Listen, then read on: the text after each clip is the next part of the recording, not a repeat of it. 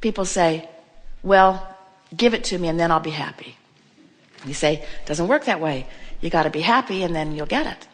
Well, I would be happy if I had it, so can't you arrange it so that I get? And we say the vibration comes first. You have to line up with it first. And you've already done most of the work. You've lived the life which caused you to give birth to it. Source energy has become it and has created this powerful energy vortex that is summoning you. The call of Source is so powerful. What does the call of Source sound like, you say? Harps. The call of Source doesn't sound, it feels. And the best word that we can give you so that you'll know that you're feeling the call of Source or the call of your expanded being, the word is relief. Every time. If you're feeling fear and you let go of the thought, you're not going to go immediately to joy and ecstasy, but you will feel relief. If you're feeling frustration and you let go of the thought, you're not going to feel ecstasy, but you will feel relief. If you're feeling appreciation and you deliberately beat the drum of appreciation, there still is relief. There is no place in this stream from which you cannot find an improved vibration, because the expanded version of you is always downstream calling you. So as you are reaching for the better feeling thought, you're going to feel better and better and better and better and better. Well, we like that way of explaining this to you, because never before have we found such a clear, direct approach to helping you to understand how it is that you are the creator of your experience. You live in a universe that is based upon the law of attraction, but there is a duality in that you are source energy who always offers a powerful, pure, positive energy vibration. And you are also humanly focused in physical form, which means you can focus on things wanted and unwanted. And when you focus upon things unwanted, you split the energy and you feel the discord. And law of attraction is going to give you whatever it is that you are focused upon. Because here in this physical body, with this brain you have, this consciousness that you have, this personality that you have, this attitude that you have, this mood that you have right now, this is your point of attraction. You are not a puppet on the string. You are not source energy that came forth just to be that source energy. You are source energy that is expanding, and that's why everything is established in the way that it is.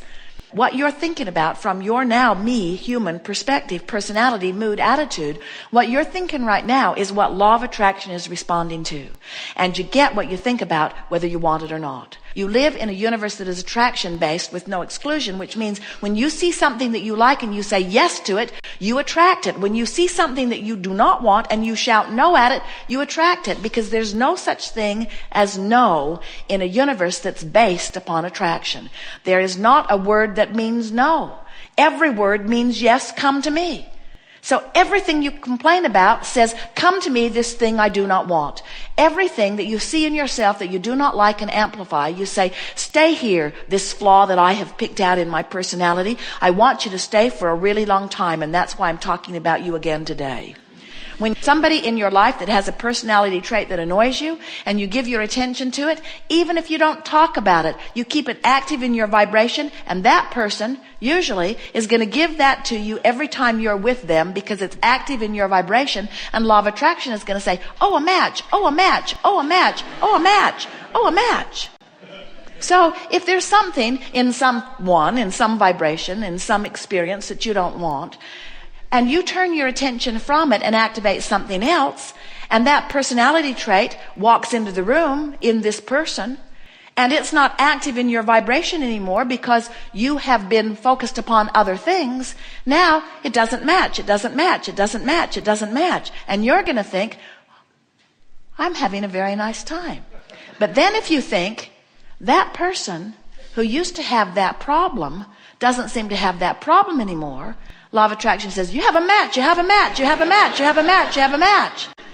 In other words, law of attraction is very clever, very consistent in letting you know what's active in your vibration. And isn't that nice to know? Isn't it nice to know that just by directing thought, you can learn to activate a vibration of such abundance that abundance will just find you no matter where you are and no matter what you are doing? Isn't it nice to know that when you get nice people activated in your vibration, that nice people will find you no matter what you're doing, no matter where you are? And isn't it interesting that when you get focused on room service not being good in a particular hotel, and you spend more than 68 seconds talking about it, those bad room service people will follow you all the way across the country to hotel after hotel after hotel after hotel. Because the participants in the universe cannot buck your current. You cannot receive something that's different from the vibration that's going on within you. So you say, how do I know what vibration's going on within me? And we say, look at your life. That's it. And you say, well, my life's pretty good. And we say, we know it is. And you say, except for this thing. And we say, clean it up. And you say, well, let me talk about it. I'd like to tell you about this thing that's going on in my life. And we say, it's better if you don't talk about it. You say, well, I feel compelled to tell you about this. It's a story that I've learned to tell so well. And the most important thing about it is I'm utterly right. And this other person's utterly wrong. So if you would just indulge me a little bit. And we say, it's up to you. It's your life you're messing up by telling this story. And then we say, wouldn't you like to tell a different story? And you say, I don't actually know any other stories. And we say, that's our point exactly. You've got to start telling the prosperity story until you feel it before prosperity can be your experience. You've got to start telling the life treats me good story. You've got to start telling the people are really nice to me story. You've got to start telling the it doesn't matter to whom I was born story because I am a pure positive energy being who always finds my way story. You've got to start telling the isn't it nice story. Wouldn't it be nice? Isn't life good? Isn't life good to me story? And the more you tell that story, the more fact you will have to back that up. At first, some of you will say, Abraham, for me to tell the life treats me good story, I would have to tell a bald-faced lie. And we say, tell it. Tell the lie. Tell it. Tell the lie. Tell the lie till you can't tell the difference. You do it all the time.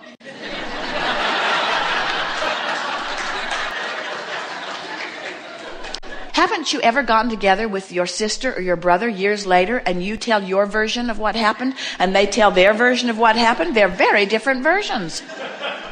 And so we want you to understand that everything is perceptual. And as you tell the story the way you want to live it, as you begin to extract from your past experience the best pieces of it, as you sift through the now and look for the best pieces of it. It's one of the reasons that Jerry and Esther scour the country looking for wonderful places that they can have gatherings like this, because they're wanting touchstones. The other day, Jerry and Esther spent a day with Tracy, daughter, and son David, and their children, Kate and Luke. And they went to a hotel in San Antonio, even though that's where they all live. They went to a hotel and rented 2 rooms with a little private swimming pool area, and they had their own private golf carts. And for 24 hours, they did every fun thing they could think of doing in a 24-hour period. Barely slept, played and played and played and played. And then it was time for them to go their separate ways. And Kate said, she's 4, can we go to Olive Garden? It is my favorite place. Well, how can you not go to someone's favorite place? So they went to Kate's favorite place. She likes it because there are big tables and lots of crayons and fun things to do. And Jerry plays games with her from the minute they get there until the minute they leave. And so Kate and all had a wonderful coloring session at Olive Garden. And then as they were leaving, Kate looks into the street and she sees a very pretty stone. It was odd for there to be such a beautiful stone on a paved road. But Kate reached down and snatched it up and handed it to Esther and said, Grandma, you might want to keep this to remember what a fun time we had together. Jerry and Esther have recounted that moment 1,000 times at least since it happened. This is a little girl who is remembering from her broader non-physical perspective to look for the touchstones of life. And we want you to realize that creating the most incredible life that anyone could ever live is about nothing more complicated than that. It's about looking from wherever you are for the best thing that you can find and putting it in your vibrational pocket, so to speak. It's about being willing to ignore what is, stop the criticizing, never mind the things you don't want, while you scour your moment-to-moment environment for things worthy of giving to grandma to put in her pocket. And as you orient yourself in that way, it won't be a week before you'll start announcing to yourself things have improved. And it won't be a month before you're starting to acknowledge things I wanted for a long time have made their presence known to me. And by this time next year, you will be saying out loud to anyone who will hear, I know the secret of life. The secret of life is remembering my worthiness and gravitating to that knowledge of well-being. And they will say, what? That is so deep. And you'll say, oh, but it's so simple to apply. It's just reach for the best feeling thought I can find wherever I'm standing and developing a propensity for that. And they'll say, yes, but did you see what's going on CNN? And you'll say, you know, I watched that for a while in my attitude of looking for touchstones.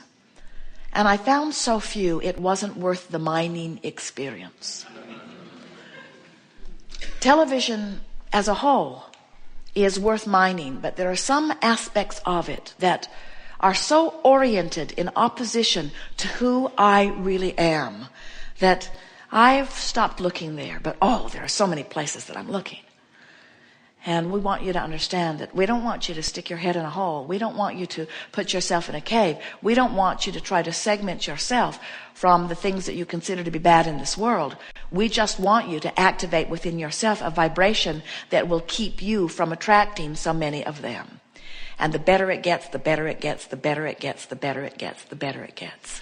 And if you are someone, or if you know someone who's had a hard life, then we say this will be easier for you than for anyone you know, because in that hard life you have created a vibrational escrow that is moving so fast, and your feelings of relief will be more obvious than anyone you know. When you turn in the stream from a place of strong resistance, you feel the relief in a powerful way. It's actually easier to recover from something deadly than it is to get over something minor. Because the deadly thing has put so much power in vibrational escrow. And your willingness to feel good is the only requirement. So when we say it's as easy to create a castle as a button, we mean it with everything that we are. There is nothing that you cannot be or do or have. There is nothing that you need ever to be deprived of again. This universe is resilient and filled with the abundance to serve you. Everything is queued up for your success. But you are where you are, and wherever you are is good. So when you leave, what are you going to say? I am where I am, and where I am's okay. And feel the power of that. I am where I am and I shouldn't be here, upstream thought. I am where I am and it's okay, downstream thought. I don't have enough money, but it's okay, turns downstream. I don't have enough money and I really want more money and I should have more money, and it's not fair that I don't have enough money, and look at that guy, he's got too much money, and look at that kid driving that car, his dad probably bought it for him, that's not right. Upstream, upstream, upstream, upstream, upstream. I want a new car and I can't afford it, upstream. I want a new car and I want it now, upstream. I want a new car and I can't afford it, upstream. I want a new car, I can't afford it, upstream. I hate my car, upstream. I don't like my car, upstream. Nothing about my life is pleasing me, upstream. Things might get better for me if I just chill a little, downstream.